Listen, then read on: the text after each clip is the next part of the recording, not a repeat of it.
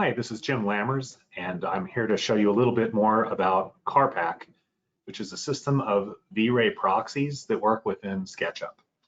So we'll learn a little bit about proxies, materials, and how they display and render in the coming presentation.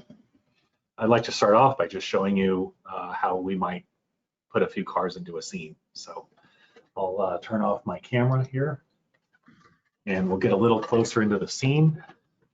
And I've got these set up as components. So if I go to my component library, I've added it here as CarPack 1. You can add anything you want to your component library. It's this open or create a local collection. And I've put all the 20 cars in that are part of CarPack 1. If we click any of these cars and just drop it in our view over here, you can see it populating in the asset editor. And then once it does that, it's ready for me to drop the car.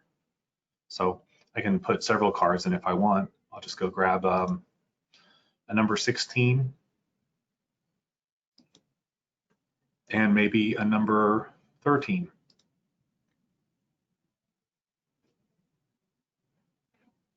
I'll put it there. And once those are in, we're ready to render. I can just go to my dialog here and I'll set it to an interactive render. And I'm going to turn on my update effects so later I can add some effects and see those updating as they go. So I'm going to bring my dialog over here. You can see it preparing the scene for frame, and then you'll see the objects load.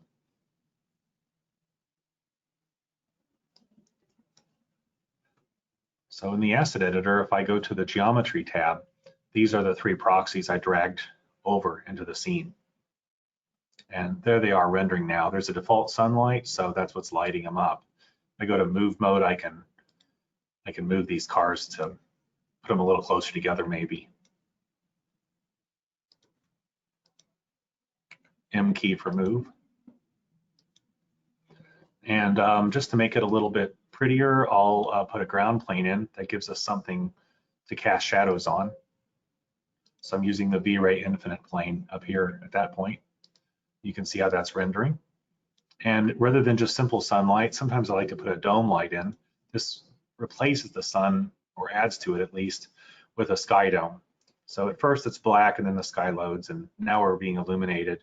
You can see there's 2 shadows, one from the sky dome and one from the sun. So maybe it would be easier if we make this rotate to match the sky a little better there. Let's see if it's possible to do that. Oh, in the light itself, you have to tell it to use the orientation of that. So there's an option here for use transform. So now we can see I'm way off.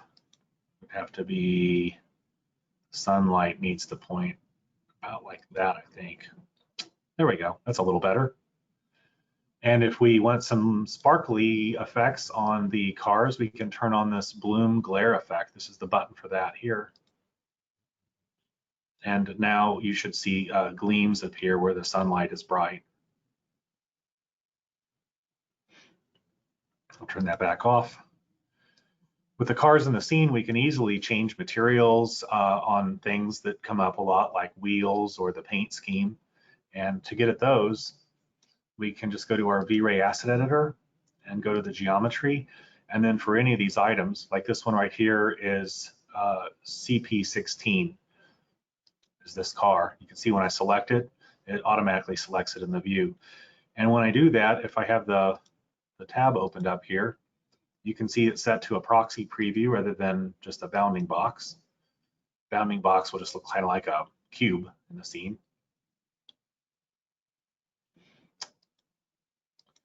And over here we have the wine red flakes, which is what we're seeing in our render.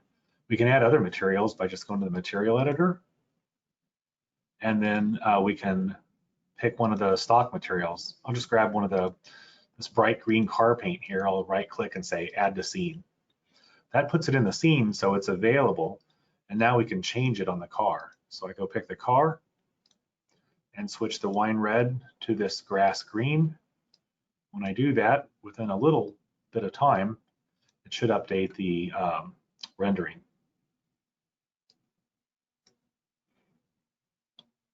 There it is.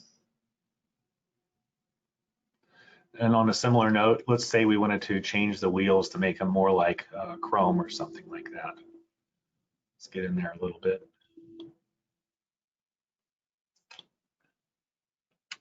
So the wheels on the sports car show up down here under aluminum wheels.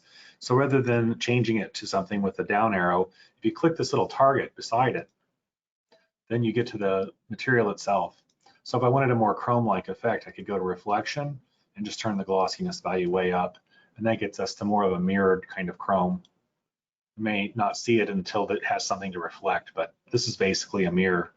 I'll take the diffuse color down to black, and you can see how it looks in the preview up here. And that's how it looks in the car itself. And of course, if you wanted like a gold effect, you could do that too. You could select the color here and filter it through something with a color tint and get that kind of an effect.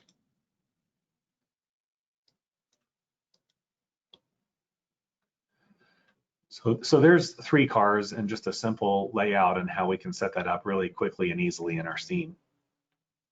I'm going to stop this render and I'll show you a couple of other scenes I built just to give you an idea of working with proxies and scenes I've already made. So the first one I'm going to show you is called, it was basically the promotional image we wanted to make for the cars. So this has all 20 cars in one big scene file. And then in the background are some trees. These trees came, so each one of these is a proxy set to display as a cube, as a box placeholder, but it'll render as a tree. So we have a variety of trees and a variety of sizes and rotations, and a decal down here at the bottom, and then all 20 cars. So this one takes a minute to bring up the V-Ray interface because there's a lot of cars and a lot of materials. So when it finally loads, you can see here all of the cars. Some of the ground over here has grass on it, and the grass is created with V-Ray fur. So here again, we have thousands of polys and many, millions with all the cars that load at render time only. So I'm going to go ahead and do the same thing as before and just bring up an interactive render. It'll take it a minute to initialize and load all of those textures and VR meshes because there are so many of them. But once they're loaded, we have an interactive render in real time, just like before. And even with the trees and the trees reflecting. So here we see it preparing for frame, and you'll need some memory for something like this. Just to give you an idea, I have a pretty stout computer here, but it's not necessarily a very expensive computer. I'll bring up my task manager so you can see what I've got. So if I go to performance here, this is a dual 14-core machine with hyper-threading. It shows 56 cores rendering, and I have 64 gigs of RAM. And we're not using very much of it with just this one scene, but memory can get used quite a bit. And if we go back to CPU process for SketchUp, you can see its RAM go up as it loads all those cars up. Will these fit on a video card? They will if this amount stays under the amount of RAM you have on your video card. So on this machine, I have a, this is a GeForce GTX 1080 Ti. And because it's a Ti, I have 11 gigs rather than the normal 8 gigs of memory. So if everything fits into video RAM, I could just as easily render in here in CUDA mode. If I had one of the newer RTX cards, I could switch it to this RTX mode, and it would load all of this stuff instead of in a memory. It would be loading it all into the video card before it renders. So this one is the whole project, all 20 cars with all the related custom license plates and other textures. And there we have it. It's rendering now. So as before, if I want some glares, I can turn those on here, and you can see it switched to effects result instead of RGB. So now we're getting highlights on things.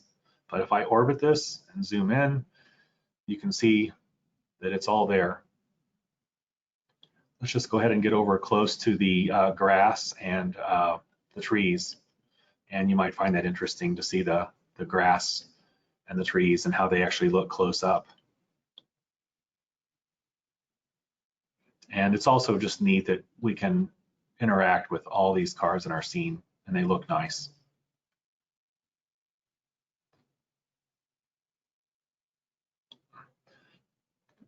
So if you are loading cars into SketchUp, this mode of dragging and dropping right out of the component library is definitely the fastest and easiest. And when you do that, all the related materials for those cars comes in linked to the cars, just like you see here with all of them listed below.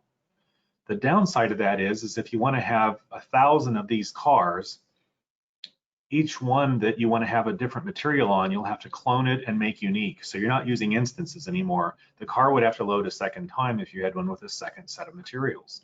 So for each of these vehicles, we include in CarPack a car where the materials are, instead of being embedded in the proxy, there's actually a single material applied to the car, and that material is one of the multi-material, like this, with the 26 materials underneath it, and all of them populated out. So this is some of the heavy work that is required when you're making proxies, and they're all ready to go here. So when you load that scene up, those cars, you can clone out 1,000, 10,000 cars, and the memory is only burdened with one load of the car, even when you've got 50 different colors of car and wheel and tire and everything else that you want to apply there. I'm gonna go ahead and stop this interactive renderer, and I'll show you one more scene. This is one I created that is an recreation of an Evermotion ARC exteriors. So they make these really nice looking outside scenes, and I took a look at one and I decided to just recreate it here. So this is an animation actually. We have it where you can go to 3 different views and they just render out like that. And then we animated this, rendered out the sequence with V-Ray's animation rendering. But embedded in the car, I've got some V-Ray lights that I think you might find interesting. If we get up close to it, maybe if I'm in face style wireframe, we can see it. Here they are. So right up there, you can see the little V-Ray disc lights. And in addition, I put in a downlight on the license plate and a tail light on the side there. So what that gets us is some bright lights to create lens flares in the front, and then something to kind of reflect out onto the ground. I'll go ahead and render that so you can see it. So I thought I might actually create a tutorial of how I created this scene. It's using all of the V-Ray stock materials for the concrete and the glass and the metals and the ground tile. And the car is just inserted and then converted to sort of a night car like this. So you can see it's set to update the lens effects pretty quickly. So pretty quickly you get lens flares there. And then if we look over here, you can see that red taillight I put on there. It doesn't do anything to the car, but it does a nice job of making some pretty red splashes in the ground below the car. And if we spin around and look at the rear, you'll see the license plate light here, which most cars have at nighttime. The tail lights don't have any special lights. I just turned up their self-illumination properties so that they glow. And you would see that in the materials here. So here are the lights in the scene. And this one here is the side lamp. So if we put that here, take a look at my changes. So the car still has the same thing, but you can see the blue now is reflected in the concrete below. And that's because this light is set to be invisible. So this scene is all rendering in real time, even with all the lights and everything. I could drop another car in if I wanted. Just click it over there in the component list, wait for it to load and get ready. It's putting all the materials into the material editor, even though it's rendering at the same time. And now I should be able to just click and place the car. And then there's a short delay while it loads it up into the render engine, and then that car appears. For the headlights, those little circle lights, I went ahead and renamed those so that you'll see those in here. They're just headlights. So if I made these a lot brighter, you'd see that effect here. You just put a 0 on the end. And you can see them and where they're throwing light across the ground now. And the directionality is how I create a spot effect. So the more this is straight ahead, the more of a conic or even a cylindrical, straight ahead light effect we get on the ground. So that's how those are produced. So that's a quick overview of the CarPack and proxies in general and how they work in SketchUp with V-Ray. And it's really a fantastic way to get thousands of trees, people, or cars into your scenes and make them look a lot more realistic and accurate. Contact us anytime. My email is jim@trinity3d.com. Our website is vray.us, or you can go to trinity3d.com. And our phone number is 816-525-0103. Thanks for checking it out.